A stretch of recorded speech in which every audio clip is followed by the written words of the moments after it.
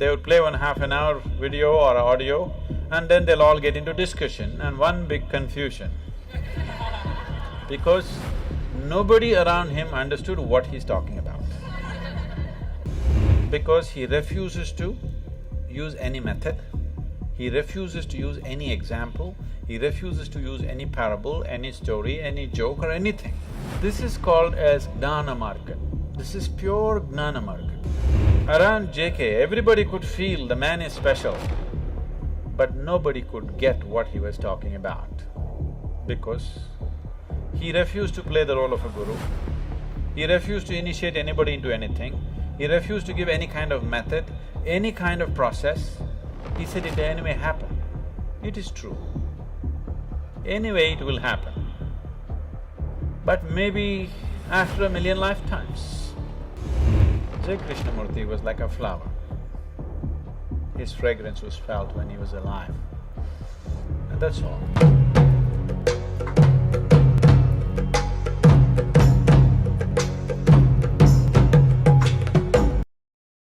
Jiddu Krishnamurti was born on May 11, 1895 in Madanapalli, a small town in southern British India, which is now Andhra Pradesh. He was the 8th child in Telugu-speaking Brahmin family. His father, Jiddu Narayanayya, was a civil servant and his mother, Sanjeevamma, was deeply religious. Krishnamurti's life changed dramatically in 1909 when Charles Webster Leadbeater, a prominent member of the Theosophical Society, discovered him. Leadbeater claimed to see an extraordinary aura around the young boy, predicting that Krishnamurti was the world teacher prophesied by many religious traditions. Annie Besant, the president of the Theosophical Society, became Krishnamurti's guardian and he, along with his younger brother Nitya, was taken under the society's care. The Theosophists groomed Krishnamurti to fulfill the role of the world teacher, educating him primarily in Europe. In 1911, the society established the Order of the Star in the East with Krishnamurti as its head to prepare the world for his coming. The Order of the Star and renunciation in the late 1920s, after the death of his brother Nitya in 1925, Krishnamurti began questioning his role and the entire premise of the Theosophical teachings. This inner turmoil led him to make a dramatic decision in 1929. He dissolved the Order of the Star. At a convention in Netherlands, he famously declared, "Truth is a pathless land," renouncing all ties with organized religion, authority and his role as the world teacher. Krishnamurti urged his followers to seek their own path of truth, emphasizing that no organization or individual could lead them to enlightenment, independent teaching and philosophy. After leaving the Theosophical Society, Krishnamurti spent the next several decades traveling and lecturing around the world. His teachings focused on self-inquiry, psychological freedom and understanding the nature of thought. Krishnamurti argued that human beings are deeply conditioned by their cultures, religions and experiences which creates conflict and suffering. He believed true freedom could only be achieved by becoming aware of and transcending this conditioning. Central to his philosophy was the idea that thought is limited and that individuals must engage in choiceless awareness, observing reality without judgment or interpretation. He rejected the authority of gurus, religious texts and established systems of thought,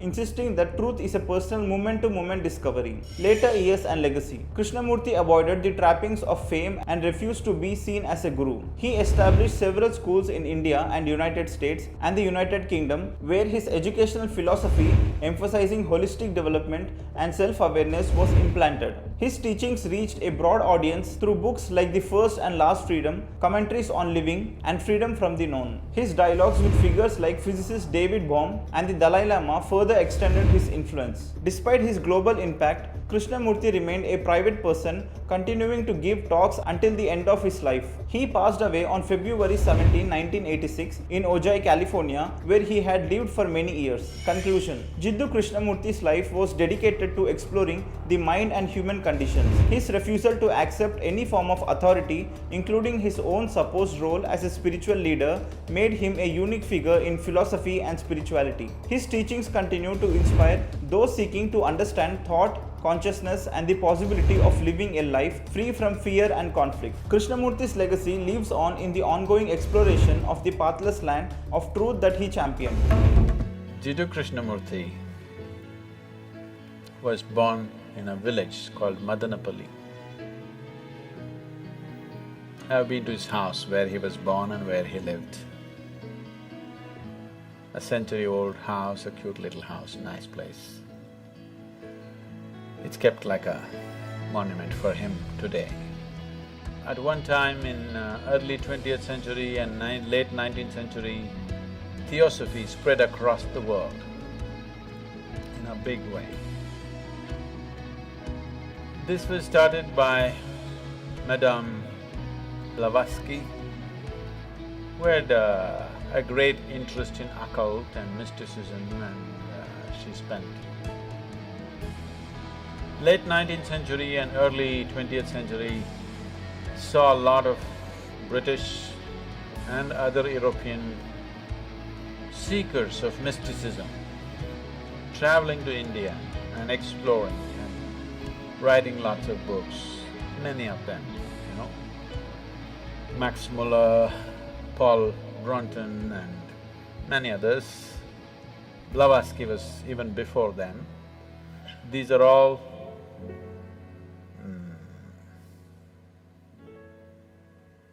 explorers of mysticism.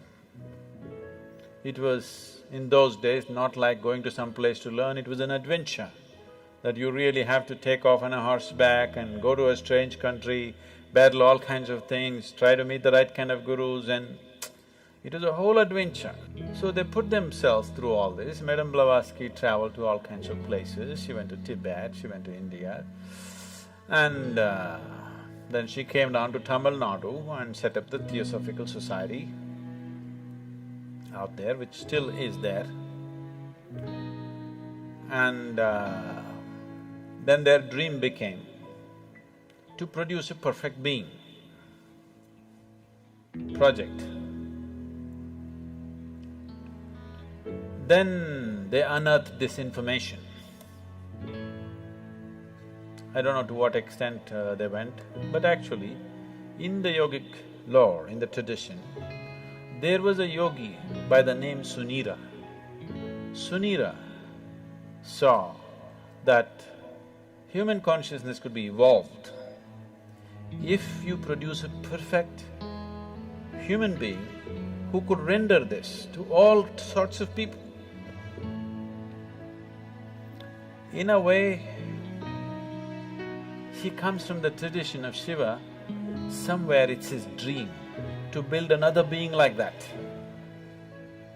He wants to build a living Shiva once again, a perfect teacher for the world, who is completely multidimensional, not this kind of teaching or that kind of teaching. As Shiva explored the whole human consciousness and human body in every possible way, he wants that kind of a living being. So he started building the energy body for that kind, and then he believed that he could build a physical body on top of that and let him loose in the world with a lifespan of a few hundred or thousand years, so that he will transform the whole world by the time his time is done. So he started working on this project. And of course he died unfulfilled. Many ambitious yogis picked up the same project that Sunira had left and tried to reconstruct this energy body of a perfect teacher who can transform human consciousness. So, Madame Blavatsky, Leadbeater and Annie Besant, who came together to power this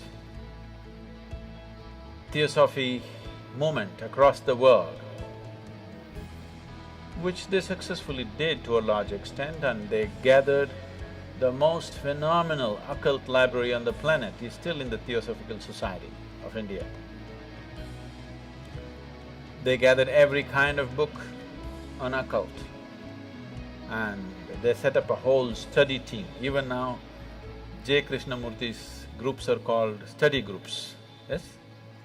Study circles or study groups, because these study groups were set up by Annie Besant and Leadbeater.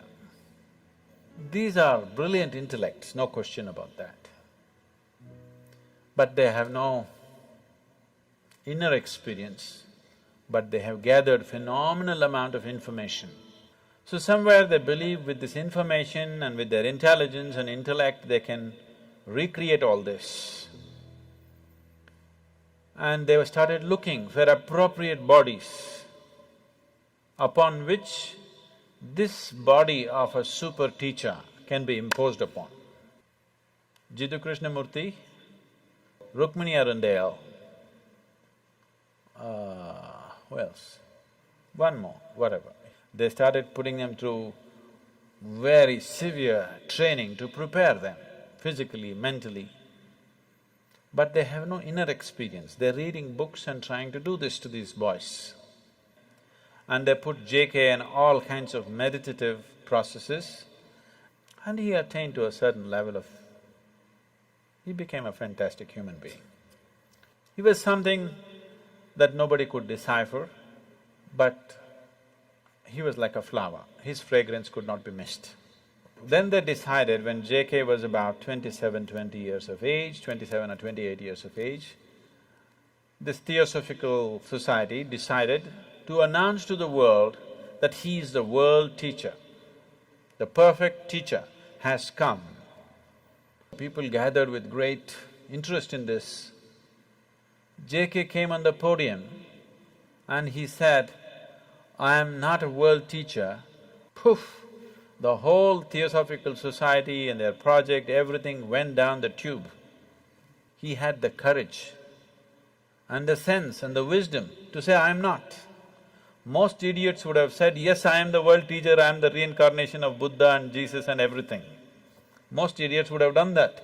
He had the sense and the wisdom and the vision to say that I am not this nonsense that they're trying to make me out of. And JK came out of Theosophy and he started speaking. He's a brilliant speaker. So people gathered around him, enormous wisdom and sense. So when he spoke, people sat rapt. Quite magical, the way he speaks. You know, somebody was talking to me, when I was just 17, 18 years of age, someone was talking to me, JK study circles, it was fashionable. For all those people who think they're intellectual, you have to read JK, you have to listen to JK's audios, otherwise you're not intellectual enough. In the Indian intelligentsia, if you have not read JK, Kierkegaard and Dostoevsky, you have no brain actually. That's how it's treated. So it's like fashion. For everybody, they should have read this, whether they get it or they don't get it. You read Dostoevsky, you read Kierkegaard, you read Jiddu Krishnamurti, means you got some brain working. That's a gauge.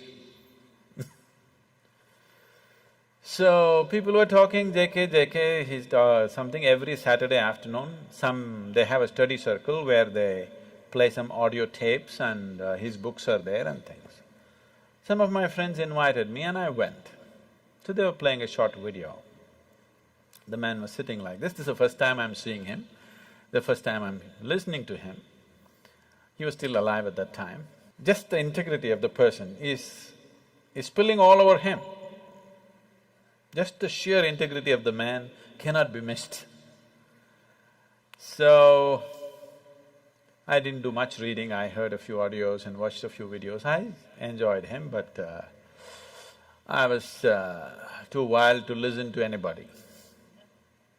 I had no time for anything. Life was calling me all the time. So I had no time to listen to my parents or my teachers or JK or IJ or XYZ, you know. I had no time for anything, so I left the study circle and went on. Maybe I attended this for about 5 weeks, I remember very well. It was about 5 weekends I went there, every Saturday afternoon, just for about an hour and a half. They would play 1 half an hour video or audio, and then they'll all get into discussion and one big confusion. Because nobody around him understood what he's talking about. Because he refuses to use any method, he refuses to use any example, he refuses to use any parable, any story, any joke or anything. This is just intellectual dissection. This is called as Gnana Marga. This is pure Gnana Marga. Gnana means the way of the intellect. out of these 7 billion people, if you find 10,000 people who have that kind of a razor-sharp intellect, who can, without any kind of context, they can go on slicing things, you will not even find I don't think you'll find 10,000. Maybe you'll find 1,000 people. And those 1,000 people may not be interested in the spiritual process, they may be trying to slice through the stock market, they may be trying to slice through something else. So, around JK, everybody could feel the man is special, but nobody could get what he was talking about, because he refused to play the role of a guru, he refused to initiate anybody into anything, he refused to give any kind of method, any kind of process. He said it anyway happen. It is true. Anyway it will happen. But maybe after 1,000,000 lifetimes. So if you're in a hurry, either you must have that kind of an intellect, which is rare, or you must be willing to use the other faculties that you have of body, energy, emotion, all these things. He went driving on one wheel of his car. He is good at it, but nobody else could get to do it. Fantastic human being. When he was there was a fragrance, when he's gone, only books, because there's no living process. So Khalil Gibran said about J. Krishnamurti, when I walked into the room, JK was sitting and Khalil Gibran went to meet him. He said, when I walked into the room, I walked into a wall of love. It just hit me in the face. See, you would never associate JK with love. He's not a loving man. That's not how he looks. He's like this. He definitely doesn't look loving, but he's very loving. His energies are absolutely compassionate, but his words are like knife. So, people felt something, but they couldn't figure what it is. They couldn't get a hold on it because he wouldn't give a hold. He said, if you hold it, you may get stuck with this, so don't hold. If there were millions of razor-sharp minds in the world, that would have been a fabulous way to do things. But in today's world, in the existing way the humanity is, the way people's intellects are entangled in 1,000,000 things, that method is just not going to get anybody anywhere. It's a beautiful process, but there must be people who can digest it, isn't it? So, J. Krishnamurti was like a flower. His fragrance was felt when he was alive, and that's all. His words are good.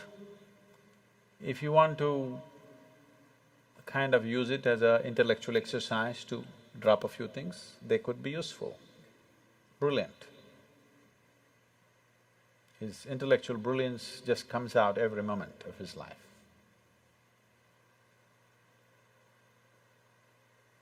He started a few schools, which are wonderful schools, which are still on. I must tell you my association with him. When I went to this